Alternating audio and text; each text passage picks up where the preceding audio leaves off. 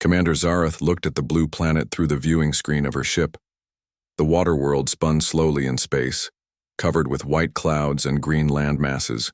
Her ship, the Serenity's Edge, had been traveling through space for 3 months looking for new planets and life forms. "Commander," said Dr. Kethmore, the ship's science officer. His 4 arms moved quickly over the control panels. "This planet has intelligent life. They call themselves humans." Zarath moved closer to the screen. Her tall, thin body cast a shadow across the bridge. Like all Vectari, she had pale blue skin and large black eyes. "Show me what you have found." The screen changed to show images of the planet's surface. Cities, filled with tall buildings, stretched along coastlines. Strange flying machines moved through the sky. Large ships sailed across blue oceans. "They are still very young," Dr. Kethmore said. "They have just started to explore space around their world." "Any signs of aggression?" Zarath asked.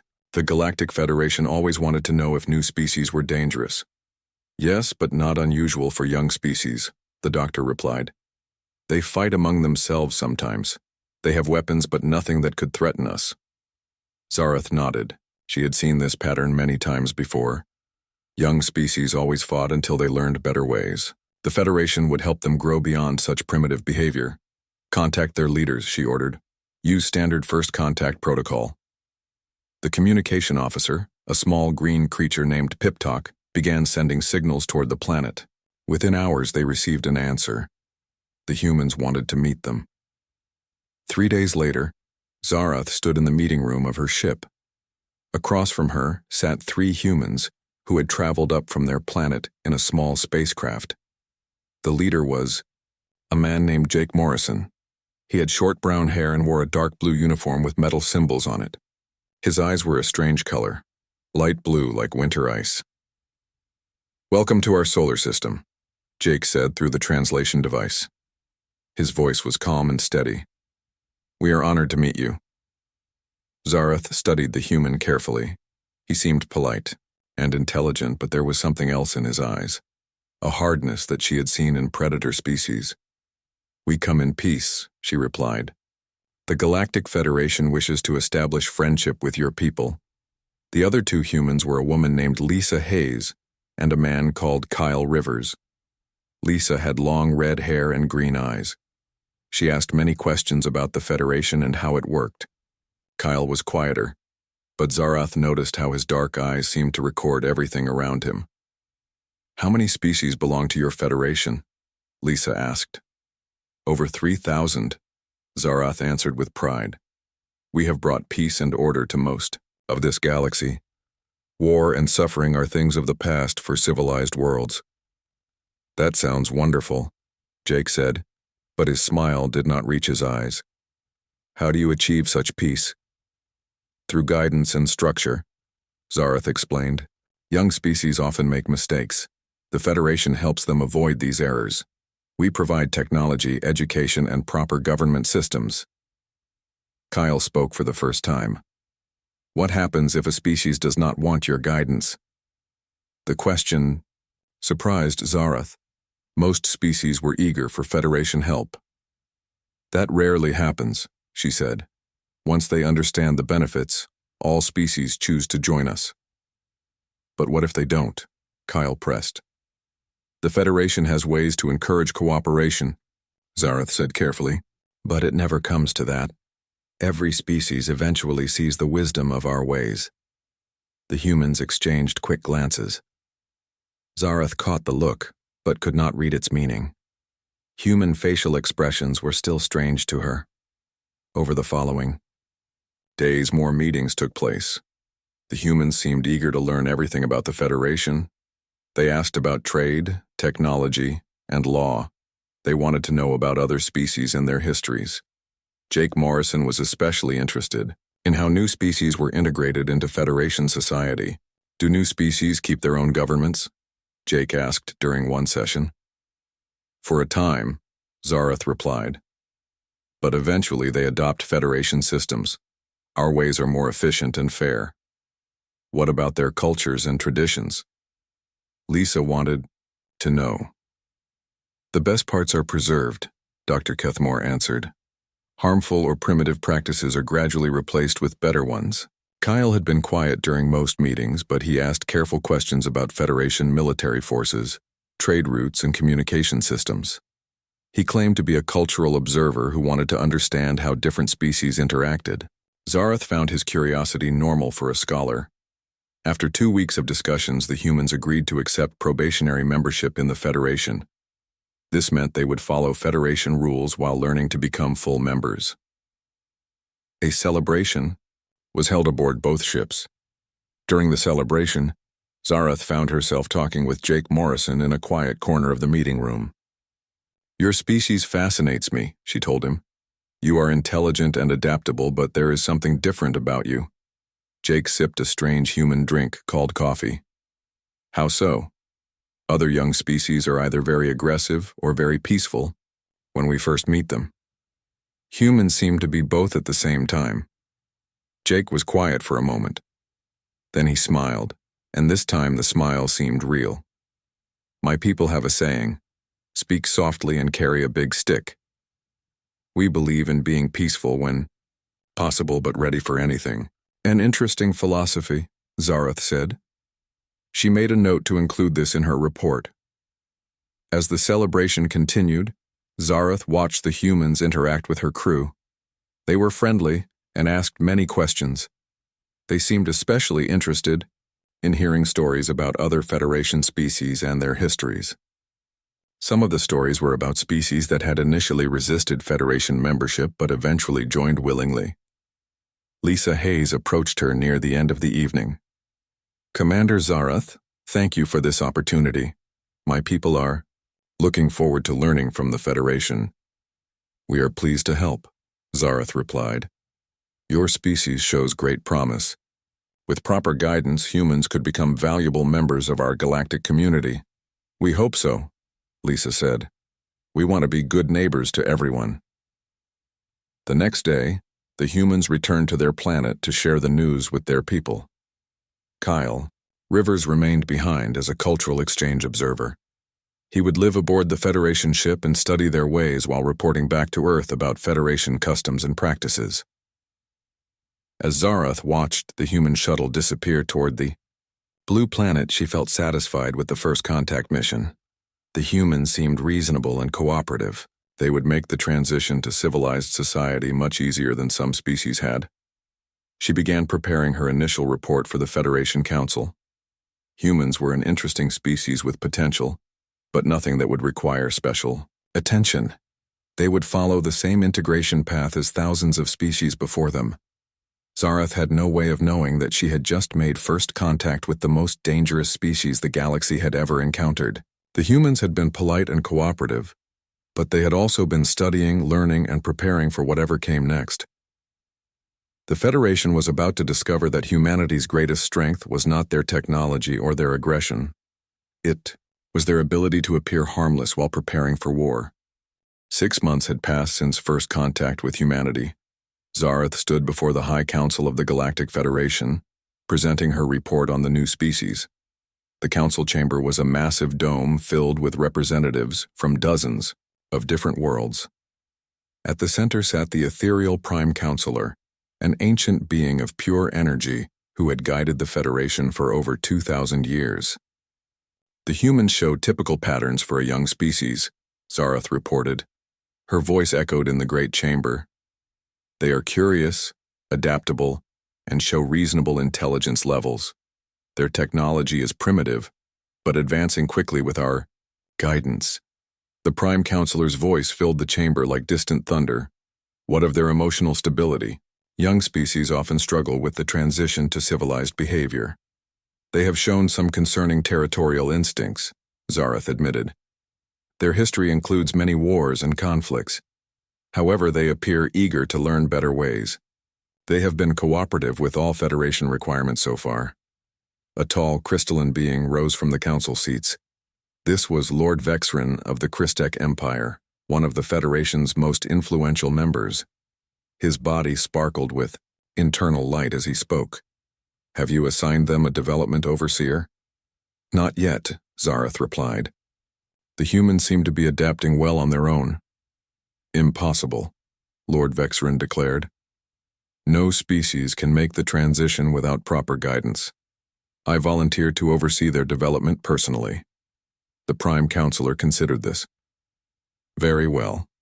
Begin standard integration protocols immediately. The humans must learn proper civilization before they develop any dangerous capabilities. Zareth felt uneasy about this decision, but she did not argue. The Federation had successfully integrated over 3,000 species using these same methods. Surely the humans would adapt just as well as all the others. Within days, Lord Vexrin arrived at Earth with a fleet of Federation ships. Zareth accompanied him to observe the process. She watched from orbit as the Christek Lord began implementing standard development protocols. The first step was always the same: restrict military development. Federation peacekeepers landed at human military bases around the planet. They politely, but firmly confiscated advanced weapons and shut down military research programs. For your own safety, Lord Vexrin explained to Jake Morrison during a tense meeting. Young species often harm themselves with dangerous weapons. Jake Morrison's face remained calm, but Zareth noticed his hands were clenched into fists at his sides. We understand, he said in that same steady voice she remembered from their first meeting. We want to do what is best for everyone. The second step was cultural improvement. Federation experts began studying human society and marking practices that needed to be changed. Art that was too violent was banned. Literature that promoted individual thinking over group harmony was removed from schools. Religious practices that seemed primitive were discouraged. Lisa Hayes attended these cultural sessions as Earth's representative. Zareth watched her sit quietly as Federation experts criticized human music, human stories, and human traditions. These changes will help your people become more civilized, the experts explained. Lisa nodded and took notes, but never smiled. The third step was resource optimization. Federation survey teams identified areas of Earth that were not being used efficiently. Ancient forests that humans considered sacred were marked for mining operations. Coastal cities would need to be relocated to make room for spaceports. Mountain ranges contained valuable minerals that were being wasted. Don't worry, Lord Vexrin assured the human leaders. We will provide much better housing for your people in optimal locations. These changes will improve your standard of living significantly. Kyle Rivers, the human cultural observer who had remained on Federation ships, attended these planning meetings. He asked many technical questions about mining procedures, construction timelines, and population relocation methods. Lord Vexrin was pleased by his interest and answered every question in detail. As the weeks passed, Zareth began to notice subtle changes in human behavior. They remained polite and cooperative, but something was different. Their questions became more specific and focused. They wanted exact details about Federation technology, military procedures, and administrative systems. During one observation session, she watched Jake Morrison receive a report from his staff. The human captain read the document carefully, then looked directly at the camera he knew was watching him. For just a moment, his ice-blue eyes seemed to burn with cold fire. Then his expression returned to normal, and he continued with his work. Zareth mentioned this in her reports to the Council, but Lord Vexrin dismissed her concerns. The humans are simply eager to learn, he said. Their cooperation has been excellent. They ask questions because they want to understand our superior ways. The relocation programs began 3 months later. Entire human cities were moved to make way for Federation construction projects. Families were separated when some members were selected for educational programs on other worlds. Human children who showed special aptitude were taken to Federation schools where they could receive proper training. Zareth watched a group of human families saying goodbye to their children at a spaceport. The parents maintained their composure, but she could see pain in their eyes. The children cried as they were led onto Federation transport ships. They did not understand why they could not stay with their families. This is necessary, Lord Vexrin explained when Zareth expressed her concerns. These children will receive education far superior to anything available on Earth. They will become leaders who can guide their species toward full civilization. Jake Morrison stood at the edge of the spaceport watching the ships carry human children away to distant worlds. A young girl broke free from her escorts and ran back toward her parents. Morrison stepped forward and caught her gently. He knelt down and spoke to her quietly, too softly for the listening devices to record his words. The girl stopped crying and nodded. She let the escorts lead her back to the ship. Later that day, Morrison requested a private meeting with Lord Vexren. "My people are concerned about our children," he said. "When will we be able to see them again?" "Once their education is complete," Lord Vexren replied. "This may take several years, but it is for their own good. They will return as proper citizens of the galactic community." "I see," Morrison said. His voice remained calm and controlled. "And what about the families who have been relocated? Some of them are having difficulty adjusting to their new homes." "Adjustment is always difficult," Lord Vexren acknowledged. "But they will adapt. All species do eventually." Morrison nodded. "Of course. We trust in the Federation's wisdom." But Zareth noticed that Morrison's knuckles were white as he gripped the arms of his chair. She saw the way his jaw muscles tightened when he thought no one was looking. Most concerning of all, she observed how Morrison and other human leaders had begun speaking in very careful, measured sentences, as if every word was being weighed before it was spoken. Kyle Rivers continued his cultural observations aboard Federation ships. He showed particular interest in their military systems and defense protocols. He asked to visit different types of Federation vessels to understand how various species contributed to galactic defense. His requests were granted because he seemed like a harmless scholar. Meanwhile, other humans were being relocated to Federation facilities throughout the galaxy. Scientists like Dr. Carl Stone were sent to research stations. Military officers like General Kate Miller were assigned to Federation defense academies. They were supposedly there to learn, but Zareth began to suspect they might be doing more than just studying. During a routine inspection of communication logs, Zareth discovered that humans had been sending coded messages to each other across Federation networks. When she reported this to Lord Vexren, he laughed. "They're probably just homesick," he said. "Let them chat with each other, it will help them adjust." But the messages continued, becoming more frequent and more complex. The humans were sharing information, but about what? Zareth could not break their encryption codes, and Lord Vexren refused to authorize a full investigation. As her second report to the Council approached, Zareth found herself troubled by what she had observed. The humans were too quiet, too cooperative, too interested in Federation procedures. In her experience, species that adapted this quickly to major changes usually had ulterior motives. She decided to have a private conversation with Kyle Rivers. She found him in the observation deck of her ship, looking out at the stars. "You have been with us for several months now," she said. "How do you find life aboard a Federation vessel?" Kyle turned to look at her. His dark eyes seemed to study her face carefully before he answered. "Very educational," he said. "I've learned so much about how the Federation maintains peace across so many worlds. And what do you think of the changes happening on Earth?" Kyle was quiet for a long moment. "Change is never easy," he finally said. "But my people are strong. We adapt to whatever circumstances we face." There was something in his tone that made Zareth's skin crawl. It was not the voice of a grateful student, learning from wise teachers. It was the voice of someone who was studying an enemy, learning their weaknesses. 1 year had passed since the Federation began changing human society. Zareth stood in the observation deck of her ship, watching as massive mining machines tore into what humans had once called the Amazon rainforest. The ancient trees fell, like grass before the Federation's extraction equipment. Lord Vexren had declared the forest an inefficient use of valuable land that contained rare minerals needed for galactic industry. Below the ship, she could see a long line of humans walking away from their former homes.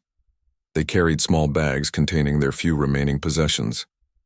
Federation transport vehicles waited to take them to new housing complexes, built in what used to be empty desert. The complexes were clean and efficient, much better than the scattered villages the humans had lived in before, according to Lord Vexren. "The relocation is proceeding smoothly," Dr. Kethmore reported as he joined Zareth at the viewing window. The humans have shown remarkable cooperation with the process.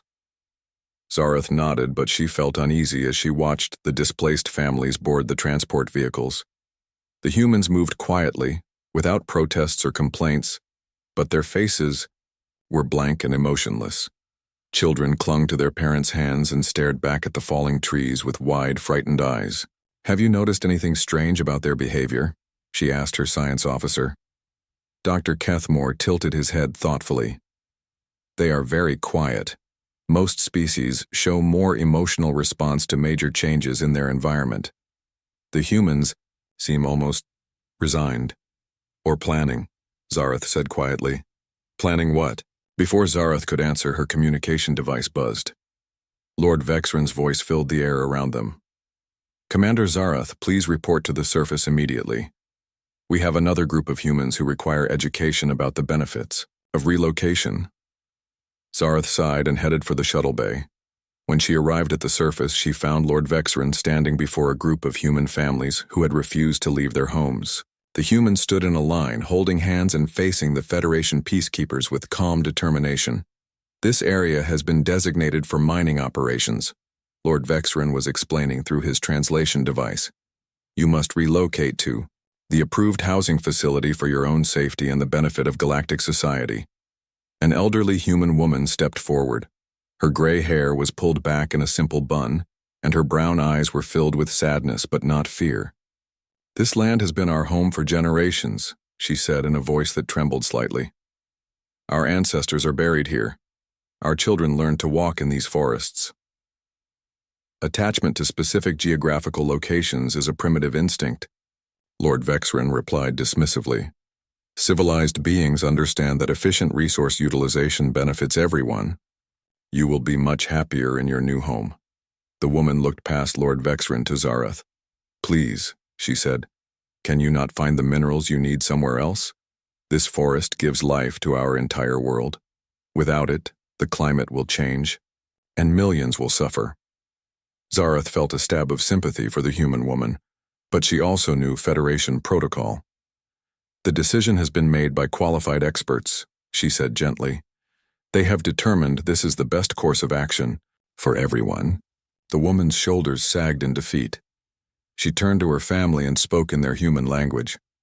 Zareth's translator picked up the words, "Come, children. We must go where they tell us." As the humans gathered their belongings and walked toward the transport vehicles, Zareth noticed a young man at the back of the group. He was looking directly at her with eyes that burned with barely controlled anger. Unlike the others, he was not hiding his emotions. For just a moment, she saw pure hatred on his face before he turned away and followed his family. That evening, Zareth attended a briefing session where Lord Vexran reported on the progress of human integration. The meeting was held in a temporary command center built on the edge of what had once been a human city called Rio de Janeiro. The city had been relocated to make room for a Federation spaceport. The humans continue to cooperate with all improvement programs, Lord Vexran announced to the assembled Federation officials. Resource extraction is ahead of schedule, and population relocation has been completed in 12 major areas. "What about the education programs?" asked a melodic representative whose species communicated through musical tones. "How are the human children adapting to proper learning environments?" "Excellently," Lord Vexran replied. "They are eager students who show great potential. Some have already begun to understand the limitations of their previous primitive education." Zareth thought about the crying children she had seen at the spaceport. "Have any of the parents been allowed to visit their children?" she asked. "That would interfere with the education process," Lord Vexran said firmly. "The children must learn to think beyond their family attachments. Contact with their former lives would only confuse them and slow their development."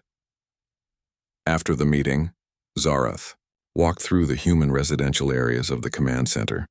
These were temporary quarters for humans who worked with the Federation as translators, guides, and cultural consultants. She wanted to observe their behavior more closely. She found Jake Morrison in a small office, reviewing reports on human compliance with Federation regulations. He looked up as she entered, and his ice blue eyes met hers without any sign of fear or hostility. Commander Zarath, he said politely. How can I help you? I wanted to check on how your people are adjusting to the changes, she said, settling into a chair across from his desk. There have been so many relocations and separations recently. Morrison's expression remained neutral. Change is difficult, but we understand it's necessary. The Federation knows what's best for galactic society. Some of your people seem sad about losing their children to the education programs. Of course they're sad, Morrison replied. Parents always miss their children, but we know they're receiving opportunities we could never give them on Earth. That knowledge helps us accept the temporary separation. Zarath studied his face carefully. His words were reasonable, but something in his tone reminded her of the way predators spoke when they were stalking prey, calm, controlled, and completely focused on their goal.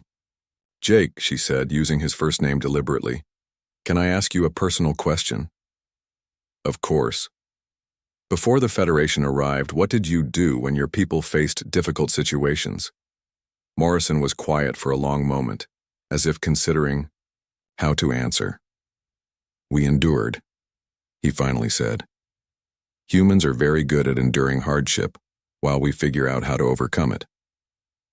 And have you figured out how to overcome this situation? Morrison smiled, but the expression never reached his eyes. This isn't a situation to overcome, Commander.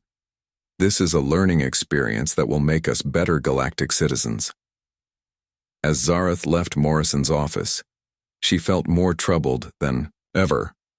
His words had been perfect, exactly what Lord Vexrin wanted to hear, but she had spent enough time around different species to recognize deception when she heard it. Over the following weeks, she began paying closer attention to human behavior throughout Federation facilities. What she observed filled her with growing dread. The humans were too organized. During relocations, they moved in coordinated groups without needing Federation direction. They seemed to know instinctively where to go and what to do. When problems arose, they solved them quickly and efficiently without asking for help. They were too knowledgeable. Humans assigned to work with Federation technology learned it faster than any species Zarath had ever observed. They asked detailed questions about power systems, communication networks, and defensive capabilities. They memorized technical specifications after seeing them only once. Most disturbing of all, they were too connected. Despite being separated across the galaxy, the humans somehow maintained contact with each other. The coded messages Zarath had discovered earlier had evolved into something more sophisticated. The humans had created their own communication network that ran parallel to Federation systems. She tried again to convince Lord Vexrin that something was wrong, but he refused to listen. You're being paranoid, he told her dismissively. The humans are model subjects who are adapting beautifully to civilization. Their curiosity and efficiency should be celebrated, not feared. But Zarath's fears continued to grow when she learned about the humans who had been sent to other worlds. Dr. Carl Stone, the quantum physicist, had supposedly been struggling with his studies at a Federation research facility. His teachers reported that he seemed confused by advanced concepts and needed constant help with basic principles. But maintenance records showed that several classified research computers had been accessed during hours when Dr. Stone was supposedly sleeping. General Kate Miller had been assigned to a Federation military academy, where she was learning about galactic defense strategies. Her instructors described her as a slow learner who had difficulty understanding modern warfare concepts. However, security cameras had recorded her spending long hours in the Academy's Strategic Planning Center, studying star charts and fleet deployment patterns. Kyle Rivers, still aboard Federation ships as a cultural observer, had requested permission to visit different types of vessels to understand how. The morning that changed everything began like any other day. Zarath was reviewing integration reports in her quarters when the emergency alarm sounded throughout her ship. She rushed to the bridge where Dr. Kethamore was standing before the main communication screen, his face pale with shock. "Commander," he said without looking away from the screen, "there's been an incident on New Dakota." New Dakota was a human colony world that had been established just 2 years before Federation contact. It was home to about 50,000 humans who had been living simple farming lives. The Federation had designated the planet for industrial development because of its rich mineral deposits. What kind of incident? Zarath asked, though something in her officer's tone told her she would not like the answer. A protest. Families demanding the return of their children from Federation education programs. Lord Vexrin sent peacekeepers to maintain order. The screen flickered to life, showing footage from security cameras on New Dakota's surface. Zarath saw a crowd of humans standing in the main square of their largest settlement. They were holding signs with pictures of children and messages written in human languages. The protesters were completely peaceful, standing quietly in neat rows. They don't look dangerous, Zarath observed. Why did Lord Vexrin send armed peacekeepers? Dr. Kethamore's 4 hands moved nervously over his control panel. The peacekeepers claimed the humans were armed and planning an attack on Federation facilities. Were they? I don't see any weapons in the footage. The scene on the screen changed to show Federation peacekeepers approaching the crowd. The peacekeepers were from several different species, all wearing standard Federation armor and carrying energy weapons. Their leader, a tall reptilian being from the Sith Empire, activated his translation device and began speaking to the crowd. This gathering is illegal under Federation security protocols, the Sith announced. Disperse immediately and return to your assigned residential areas. An elderly human man stepped forward from the crowd. He was holding a picture of a young girl with bright blonde hair. Please, he said, his voice shaking with emotion. We just want to know when we can see our children again. It's been 8 months since they were taken for education. We miss them. The education programs are for their benefit and yours, the Sith replied coldly. The children will return when their training is complete. Now disperse this illegal gathering. We're not causing any trouble, a human woman called out from the crowd. We just want to know our children are safe and happy. More humans spoke up, their voices joining together in a chorus of worried parents asking about their missing children.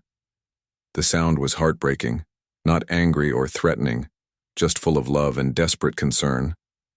The Sith peacekeeper raised his weapon. Final warning. Disperse now or face consequences. The humans did not move. They stood together, holding their signs and pictures, refusing to abandon their peaceful protest. Some of them began singing a human song, a simple melody about children coming home that Zarath had heard before during her cultural studies. What happened next would haunt Zarath for the rest of her life. The Sith peacekeeper opened fire into the crowd. Energy blasts struck down human after human as they tried to flee. Parents fell while still clutching pictures of their missing children. The peaceful protesters scattered in panic, but the peacekeepers continued firing. When the shooting stopped, 17 humans lay dead in the square. Among them was 8-year-old Danny Foster, a small boy who had been holding a sign that read, "Please bring my sister home," in childish handwriting. He had been visiting his grandfather when the protest began and had simply been in the wrong place at the wrong time. The security footage showed Danny's broken body lying next to his grandfather's, the homemade sign still clutched in his small hand. The image burned itself into Zarath's memory with horrible clarity. Dear spirits. Doctor, Kethamore whispered. Why did they fire on unarmed civilians? Zarath could not answer. She stared at the screen in shock and horror, trying to understand how Federation peacekeepers could have made such a terrible mistake. The humans had been completely peaceful. There had been no weapons, no threats, no violence of any kind. Within hours, the news had spread across human communication networks. Zarath watched the footage again and again, each time noticing new details that made the situation even worse. The humans had been singing children's songs when they were gunned down. They had been holding pictures of their missing families when they died. Jake Morrison received the news while Zarath was present in his office. She watched his face as he read the report, and what she saw there made her blood run cold. Morrison's expression did not change at all. His ice-blue eyes remained steady and calm. His hands did not shake as he set the report down on his desk. But something fundamental had shifted in the air around him. The temperature in the room seemed to drop several degrees. When Morrison spoke, his voice was so quiet that Zarath had to strain to hear him. 17 dead, he said, as if he was reading a weather report, including a child. "Jake, I'm so sorry," Zareth began, but Morrison held up one hand to stop her. "Please leave me alone for a few minutes," he said in that same unnaturally calm voice. "I need to make some calls." Zareth hesitated. Something in Morrison's tone warned her that she was witnessing a moment of terrible importance. This was not grief or shock or anger. This was something much more dangerous. "Jake," she said carefully, "what are you going to do?" Morrison looked up at her, and for the first time since she had known him, his mask slipped completely away. What she saw underneath made her species' most primitive survival instinct scream warnings. Morrison's eyes held no emotion at all. They were like chips of winter ice, completely cold and utterly without mercy. When he spoke, his words were measured and precise as if he was reading from a prepared script. "I'm going to call my people," he said, "and I'm going to tell them that the Federation has just made the biggest mistake in galactic history." Zareth backed toward the door. "What do you mean?" "You want to know what humans do when we're pushed too far?" Morrison asked, his voice still, deadly quiet. "You're about to find out." As Zareth left Morrison's office, she heard him activating his communication device. His first call was to Lisa Hayes on Earth. His second call was to Kyle Rivers aboard the Federation flagship. His third call was to Dr. Carl Stone at the research facility. Each conversation was brief and spoken in code words that Federation translators could not interpret. But Zareth did not need a translation to understand what was happening. Morrison was activating something that had been planned and prepared for months. Over the next few hours, similar calls were made between humans throughout Federation space. The coded messages that had puzzled Federation intelligence services suddenly began making sense. They had not been simple communications between homesick people. They had been military coordination signals. Kyle Rivers, the cultural observer who had seemed like such a harmless scholar, quietly excused himself from his observation duties and disappeared into the maintenance sections of the Federation flagship. Dr. Carl Stone, the supposedly confused physicist, began working on projects that had nothing to do with his assigned research. General Kate Miller, the slow-learning military student, started accessing restricted files at the Federation Academy. All across the galaxy, humans who had seemed cooperative and grateful began revealing their true nature. They were not refugees grateful for Federation guidance. They were soldiers who had been positioned exactly where they needed to be. Zareth tried to warn Lord Vexrin about what was happening, but he dismissed her concerns once again. "The humans are naturally upset about the unfortunate incident on New Dakota," he said, "but they will calm down once they understand it was necessary to maintain order." "You don't understand," Zareth insisted. "Something has changed." Morrison was not upset. He was calculating. "Don't be ridiculous," Lord Vexrin replied. "What could primitive humans possibly do against the might of the Federation?" Within 48 hours, he would have his answer. The last message Jake Morrison sent before the killing began was broadcast on all human communication channels. Zareth recorded it because she sensed its historical importance, though she did not understand its meaning at the time. Morrison appeared on screen in his simple office, looking directly into the camera with those terrifying ice-blue eyes. When he spoke, his voice carried the weight of absolute conviction. "My fellow humans," he said, "today, Federation forces murdered 17 of our people, including 8-year-old Danny Foster. They were killed for the crime of asking to see their children again." He paused, and in that silence Zareth could feel something terrible building like pressure before a storm. "For 18 months, we have endured their occupation of our world. We have watched them steal our children, destroy our homes, and treat us like animals to be trained. We have been patient because we hoped reason would prevail." Morrison's expression hardened into something that would have frightened a battle-hardened warrior. "Our patience is over. The Federation wants to see what humanity is capable of when we stop pretending to be civilized. They are about to learn that the most dangerous thing in the galaxy is a human who has nothing left to lose." The war began without warning or declaration. Zareth was on the bridge of her ship when the first reports started coming in from across Federation space. At first, the messages seemed like isolated incidents: equipment failures, communication, breakdowns, minor accidents. But as the reports multiplied, a terrifying pattern emerged. Humans everywhere had stopped pretending to be helpless. The first attack came at the Federation research facility, where Dr. Carl Stone had been supposedly struggling with basic physics concepts. The facility's main fusion reactor exploded at exactly Oro 300 Standard Time, taking out the entire complex and everyone in it. The explosion was so precise that it destroyed the research data and equipment while leaving the nearby civilian areas untouched. "How is that possible?" Dr. Kethmore asked as he reviewed the destruction reports. "That reactor had multiple safety systems. It couldn't just explode by accident." Zareth stared at the images of the destroyed facility. She knew it was not an accident.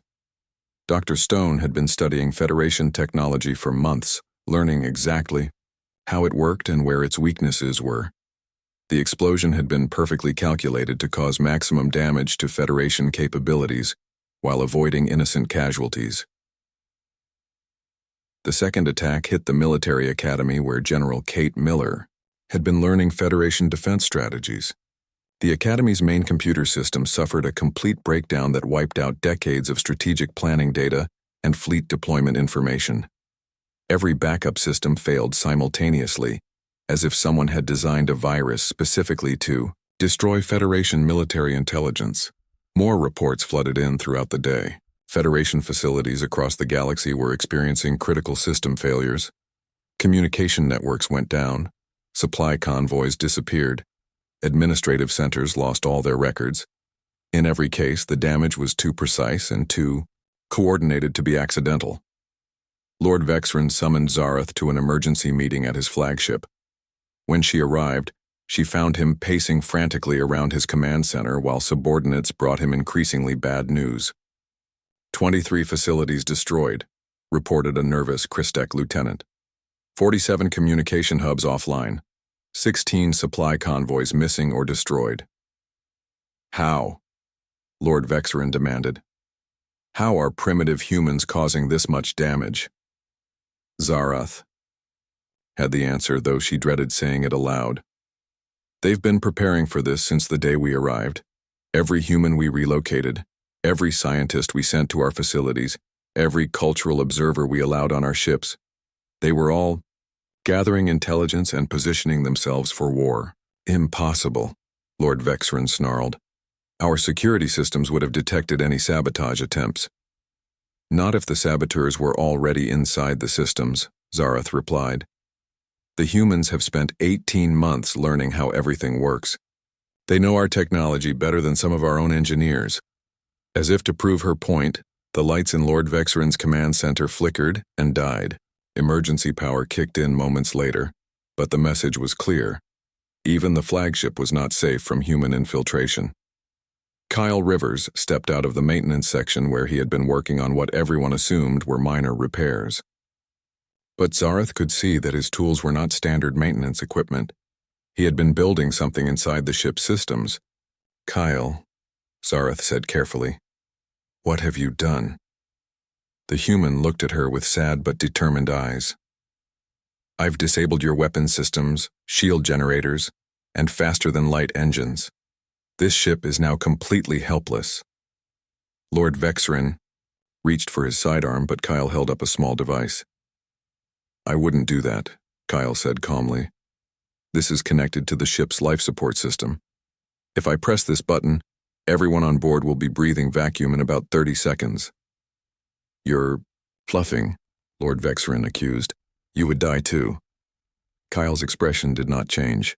"Do you really want to test how much a human is willing to sacrifice for revenge?" The question hung in the air like a death sentence. Lord Vexran slowly moved his hand away from his weapon. "What do you want?" he asked. "Nothing from you," Kyle replied. "My job here is finished. I've gathered all the intelligence I needed and disabled your most powerful ship. Now I'm going to leave, and you're going to let me go." "And if we don't?" Kyle smiled, but there was no warmth in it. "Then you'll discover what happens when humans stop caring about their own survival." As Kyle walked toward the shuttle bay, Zareth followed him. She had to understand what was happening to the galaxy she thought she knew. Kyle, she called out. Wait. He stopped and turned to face her. Yes? Why didn't you tell us? We could have worked together. The Federation could have found a better way to integrate your species. Kyle's laugh was bitter and cold. Could you? Because from where I stand, the Federation's idea of integration looks a lot like slavery. You took our children. You destroyed our homes. You treated us like animals that needed to be trained. We were trying to help you become civilized. We were already civilized, Kyle said firmly. We just had a different kind of civilization than yours, but you never bothered to learn about it because you assumed we were primitive. Zareth felt a stab of guilt. She realized that in all her months of observing humans, she had never truly tried to understand their culture. She had only looked for ways to change it. What happens now? She asked. Kyle's expression grew hard. Now you learn what human civilization is really like. We don't start fights, but we finish them. We tried to be reasonable with you, but you chose violence instead. So now we'll show you what real violence looks like. He paused at the shuttle bay door and looked back at her. For what it's worth, Commander Zareth, you were the only one who seemed to understand that something was wrong. Maybe if more Federation officials had listened to their instincts instead of their prejudices, this could have been avoided. Kyle's shuttle launched from the flagship just as the first human warships appeared on the long-range sensors. But these were not the primitive vessels the Federation had expected. These were sleek, deadly machines that moved through space with predatory grace. Where did those ships come from? Lord Vexrin demanded.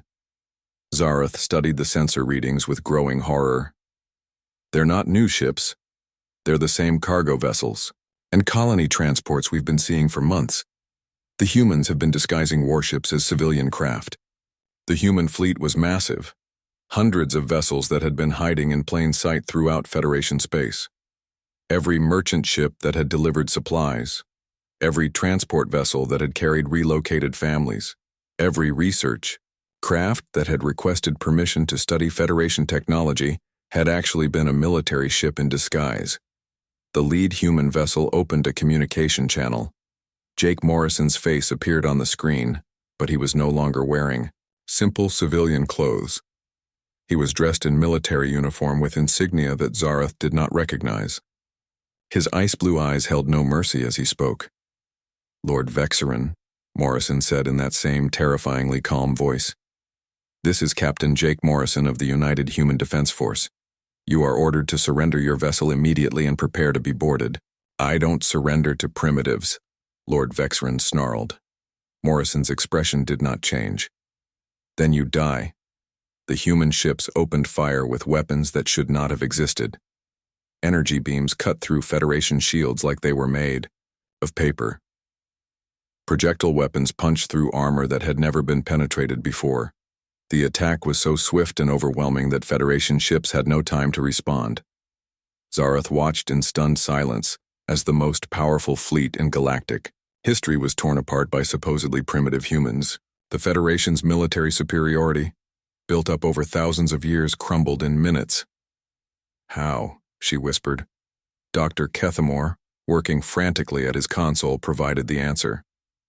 They're using our own technology against us, but they've improved it somehow. These weapons are more advanced than anything in our databases. Of course they were. The humans had spent 18 months studying Federation technology, not just copying it, but perfecting it. They had taken the best of what the galaxy had to offer and made it deadlier. Lord Vexrin's flagship shuddered under repeated impacts. Hull breaches appeared throughout the ship as human weapons found weak points that Federation designers had never considered. The proud vessel that had terrorized dozens of worlds was being methodically destroyed by enemies it had dismissed as harmless. Surrender now. Morrison's voice echoed through the dying ship. And your crew will be spared. Continue fighting, and everyone dies. Lord Vexrin looked around his ruined command center, at his dead and wounded subordinates, at the displays showing critical systems failing throughout his ship. For the first time since Zareth had known him, the arrogant Christek Lord looked afraid. I surrender, he whispered. The human boarding parties that took control of the flagship were unlike anything Zarath had ever seen. They moved with military precision, securing the ship deck by deck with ruthless efficiency. But they showed mercy to crew members who surrendered, providing medical aid to the wounded and treating prisoners with basic dignity. Their leader was a human woman named Sergeant Lisa Park, not the diplomat Lisa Hayes that Zarath remembered, but a professional soldier. 3 months after the war began, the Galactic Federation no longer existed. Zarath sat in a comfortable detention facility on what had once been Federation Central Command, staring out the window at the ruins of the galaxy's former capital. The massive governmental complex that had ruled over 3,000 worlds for millennia was now a burned-out shell of twisted metal and broken dreams. The human victory had been swift and absolute. In less than 100 days, humanity had systematically dismantled a government that had stood for thousands of years. They had done it with a precision and ruthlessness that shocked every surviving species in the galaxy. But what surprised Zarath most was how the humans treated their prisoners. The detention facility was clean and comfortable. The food was adequate, the medical care was good, and the human guards were polite and professional. They showed no cruelty or vindictiveness toward their former oppressors. This morning, a human guard had informed her that Jake Morrison wanted to speak with her. She had been brought to a simple office where Morrison sat behind a plain wooden desk, reviewing reports on something called the Galactic Reconstruction Project. Morrison looked older than when she had first met him. The lines around his eyes had deepened, and his brown hair showed streaks of gray. But his ice-blue eyes were as sharp and calculating as ever. "Commander Zarath," he said, looking up from his papers. "Thank you for coming." "As if I had a choice," she replied, settling into the chair across from his desk. Morrison smiled slightly. "You always have choices. That's something the Federation never understood about any of the species it claimed to govern." Zarath studied his face carefully. "What do you want from me?" "Information, perspective, understanding." Morrison leaned back in his chair. "You were the only Federation official who seemed to realize that something was wrong with how we were being treated. I'm curious about why." "I observed your behavior patterns," Zarath said carefully. "Your species was too cooperative, too interested in Federation procedures, too organized for a primitive civilization. The signs of planning were obvious to anyone who bothered to look. But the others didn't look. No, they saw what they expected. To see a young species grateful for guidance from their superiors." Morrison nodded. "That was their first mistake. Do you know what their second mistake was?" Zarath thought about the past year and all the terrible things that had happened. "They assumed that cooperation meant submission." "Close," Morrison said. "Their second mistake was believing that humans make emotional decisions. Everything we did during your occupation was carefully planned and calculated. We knew from the beginning that peaceful coexistence was impossible with a government that viewed other species as property to be managed." "Then why did you pretend to cooperate for so long?" Morrison's expression grew cold. "Because we needed time. Time to study your technology, learn your weaknesses, position our people, and prepare for war. We hoped we might be wrong about your intentions, but we prepared for the worst possible outcome." Zarath felt a chill run down her spine. "You were planning to destroy the Federation from the moment we made contact?" "We were planning to defend ourselves," Morrison corrected. "The Federation's destruction was your choice, not ours. You could have treated us as equals. You could have respected our sovereignty. You could have worked with us instead of trying to control us. But you chose violence instead." Morrison's voice became dangerously quiet. "We chose violence? Your people took our children. You destroyed our homes. You murdered 17 innocent people, including an 8-year-old boy. We endured 18 months of systematic oppression while trying to find a peaceful solution." He stood up and walked to the window overlooking the destroyed capital city. "You want to know about violence? I'll tell you about violence. Violence is taking children away from their families and telling the parents they should be grateful. Violence is destroying thousand-year-old forests to extract minerals that aren't even needed. Violence is shooting unarmed protesters who are asking to see their kids again. Morrison turned back to face her. What we did wasn't violence. It was justice. Zareth was quiet for a long moment, processing what she had heard. What happens now? She finally asked. Now we rebuild, Morrison said, returning to his seat. The Federation claimed to bring peace and order to the galaxy, but all it really brought was oppression and stagnation. We're going to try a different approach, which is freedom, self-determination, cooperation between equals instead of domination by superiors. Morrison pulled out a data pad and handed it to her. We're establishing what we're calling the Galactic Alliance. It's a voluntary association of independent species who work together for mutual benefit. Zareth read through the document with growing amazement. The human plan was radically different from anything the galaxy had ever seen. Instead of one dominant government ruling over subject species, the alliance would be a partnership of equals. Each species would maintain their own sovereignty, while cooperating on issues of mutual concern. This will never work, she said, though she found herself hoping it might. Species are too different. They have conflicting interests and ancient grievances. Maybe, Morrison agreed, but it has to work better than the Federation's system of forced compliance. At least this way, each species gets to choose their own path. What about the species that refuse to join? What about those who try to recreate the old system? Morrison's expression hardened. Those who want to live in peace will be left alone. Those who try to oppress others will be stopped, permanently. The word permanently carried a weight of absolute conviction that made Zareth shiver. She had witnessed what happened when humans decided something needed to be stopped permanently. And what about me? She asked. What happens to former Federation officials? That depends, Morrison said. Some will be tried for war crimes. Others will be released to help their species transition to independence. A few might even be invited to help build the new alliance. Which category do I fall into? Morrison studied her face carefully. You tell me. Do you want to help build something better? Or do you want to spend the rest of your life mourning something that deserved to die? The question hung in the air between them. Zareth thought about the Federation she had served, its arrogance, its cruelty, its assumption that might made right. She thought about the human children who had been taken from their families, the forests that had been destroyed, the innocent people who had been murdered for asking to see their kids. What would you need me to do? She asked quietly. Morrison smiled, and for the first time since the war began, the expression seemed genuinely warm. Help us understand the other species in the galaxy. Help us avoid the mistakes the Federation made. Help us build something that actually serves the people it's supposed to protect.